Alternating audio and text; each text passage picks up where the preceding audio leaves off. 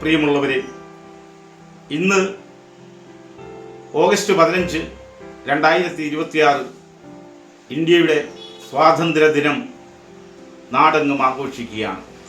രാജ്യത്തിൻ്റെ വിവിധ പ്രദേശങ്ങളിൽ വിവിധ സംഘടനകൾ, വിവിധ സ്കൂളുകൾ, സർക്കാർ സ്ഥാപനങ്ങൾ, ഗവൺമെൻറ് എന്ന് വേണ്ട എല്ലാ മേഖലകളിലുമുള്ള വ്യക്തിമുദ്ര പതിപ്പിച്ചിട്ടുള്ള ആളുകളുടെ നേതൃത്വത്തിൽ ഇന്ത്യയുടെ സ്വാതന്ത്ര്യം ആഘോഷിക്കുന്ന ഈ വേളയിൽ നാം വിലയിരുത്തേണ്ടത്, ഒരു കാലഘട്ടത്ത് ഇന്ത്യയുടെ വിഭവങ്ങൾ മുഴുവൻ കൊള്ളയടിച്ചുകൊണ്ട് പോയ ബ്രിട്ടീഷുകാർ ഇന്ത്യയുടെ സ്നേഹിച്ച ഇന്ത്യയുടെ സമരഭടന്മാരുടെ മുന്നിൽ മുട്ടുമടക്കി രാജ്യത്തിൽ നിന്ന് മടങ്ങിപ്പോവുകയായിരുന്നു.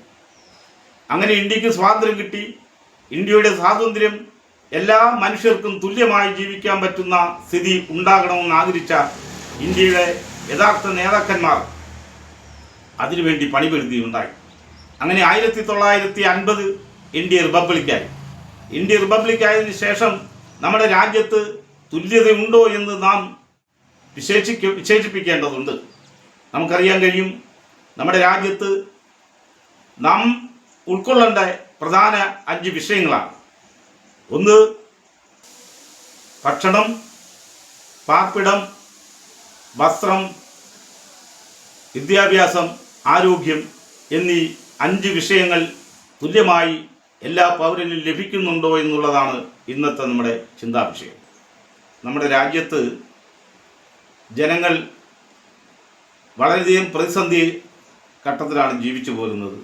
പകുതി മനുഷ്യർ, നമുക്കറിയാം, റോഡിൻ്റെയും തോടിൻ്റെയും പുറമ്പോക്കുകളിൽ അന്തിയുറങ്ങുകയും ലക്ഷം വീടുകളിൽ അന്തിയുറങ്ങുകയും ചെയ്യുന്ന ഒരു പറ്റം ആളുകൾ ഭക്ഷണമില്ലാതെ, വസ്ത്രമില്ലാതെ, അതുപോലെ തന്നെ ആരോഗ്യ പ്രശ്നങ്ങൾക്കും വിദ്യാഭ്യാസ പ്രശ്നങ്ങൾക്കും യാതൊരു പരിഹാരവും കാണാതെ രാജ്യത്ത് ജീവിച്ച് ഒടുങ്ങുകയാണ്. ഇത്തരം ആളുകളെ സംരക്ഷിക്കുന്നതിന് വേണ്ടിയുള്ള ഒരു തയ്യാറെടുപ്പ് നമ്മുടെ രാജ്യത്തെ ജനങ്ങൾക്ക്, നമ്മുടെ രാജ്യത്തെ ഭരണാധികാരികൾക്ക്, നമ്മുടെ രാജ്യത്തെ എല്ലാ പൊതുപ്രവർത്തകർക്കും ഉണ്ടാകണമെന്ന് വിനീതമായി അപേക്ഷിച്ചുകൊണ്ട്, നമ്മുടെ രാജ്യത്ത് ഭരണഘടന എഴുതപ്പെട്ടതിന് ശേഷം ഡോക്ടർ BR അംബേദ്കർ ജനങ്ങളോട് ഒരു കാര്യം ബോധ്യപ്പെടുത്തുന്നുണ്ട്. ഈ ഭരണഘടന എത്ര മോശമായാലും ഭരിക്കുന്ന ആളുകൾ നല്ലവരാണെങ്കിൽ രാജ്യത്തിന് നല്ല ഭരണം കാഴ്ചവെക്കാൻ കഴിയും. ഭരണഘടന എത്ര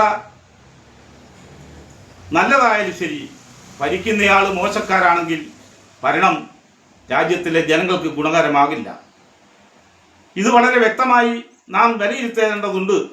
ഈ കാലഘട്ടത്തിൽ എല്ലാ ജനങ്ങൾക്കും നീതി കിട്ടാൻ വേണ്ടി രാജ്യത്ത് എല്ലാ രാഷ്ട്രീയ പാർട്ടികളും, മതാത്മീയ പ്രസ്ഥാനങ്ങളും, വ്യത്യസ്ത ആശയങ്ങൾ പ്രചരിപ്പിക്കുന്ന സന്നദ്ധ സംഘടനകളുമെല്ലാം തന്നെ ഒന്നിച്ച് രാജ്യത്തെ പൗരത്വം ഉറപ്പാക്കി എല്ലാവർക്കും തുല്യമായി ജീവിക്കാൻ പറ്റുന്ന സാഹചര്യം ഒരുക്കുന്നതിന് വേണ്ടി പണിപെടണമെന്നും പ്രചരണം നടത്തണമെന്നും അതിനാവശ്യമായ എല്ലാ നടപടികളും സ്വീകരിക്കുകയും ചെയ്യണമെന്ന് ഈ അവസരത്തിൽ സ്വാതന്ത്ര്യദിനത്തിൽ ആശംസകൾ നേർന്നുകൊണ്ട് ഞാൻ ഓർമ്മിക്കുകയാണ്.